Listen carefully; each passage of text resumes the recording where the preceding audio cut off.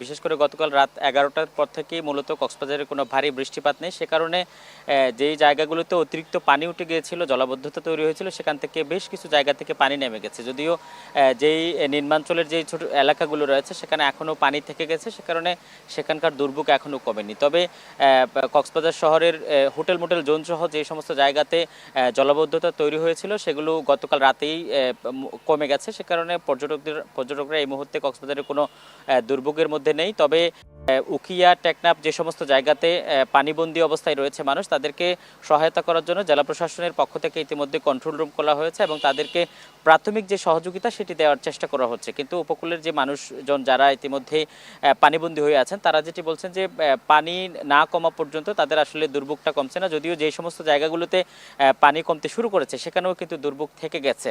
এবং আপনি জানেন যে গতকাল একটি ট্রলার কিন্তু দুর্ঘটনার শিকার হয়েছিল। সেখান থেকে বিকেলে একজনের মরদেহ তাকে মুমূর্ষু অবস্থায় উদ্ধার করলেও পরবর্তীতে হাসপাতালে মারা যান এবং দুজন নিখোঁজ ছিলেন। এর মধ্যে গতকাল রাতে একজনকে ইনানি পয়েন্ট থেকে উদ্ধার করা হয়েছে এবং ভেসে আসছিল মূলত, এবং আজকে সকালে আরও একজনের মরদেহ আব্দুল নূর নামে, তার মরদেহ সমুদ্র সৈকতের যে সমিতিপাড়া এলাকা রয়েছে সেখানে ভেসে আসছিল। পরে স্থানীয়রা তাদেরকে উদ্ধার করার পরে আত্মীয় স্বজনের কাছে খবর দেয় এবং তাদেরকে উদ্ধার করে ইতিমধ্যে মরদেহগুলো সদর হাসপাতালে রাখা হয়েছে। সেখানে ময়না তদন্ত অথবা প্রাথমিক যে প্রক্রিয়া সেটি শেষ করার পরে স্বজনদের কাছে হস্তান্তর করা হবে। এবং বৈরী আবহাওয়ার কারণে আমরা যেটি জানতে পেরেছি, মহেশখালী সহ বেশ কয়েকটি জায়গাতে আরও কয়েকটি ট্রলার এভাবে দুর্ঘটনার শিকার হয়েছিল, কিন্তু সেখানে মাঝে মাল্লা নিখোঁজ রয়েছে কিনা বা কেউ হতাহত হয়েছে কিনা সেই বিষয়টি এখনও পর্যন্ত জানা যায়নি।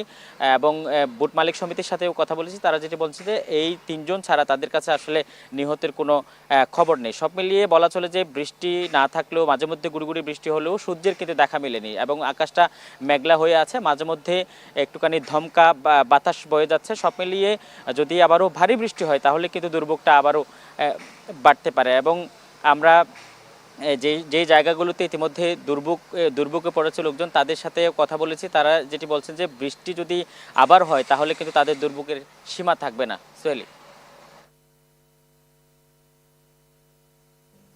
আজিম, ধন্যবাদ আপনাকে। দর্শক, কক্সবাজারের দুর্যোগপূর্ণ আবহাওয়ার খবর জানাচ্ছিলেন সহকর্মী।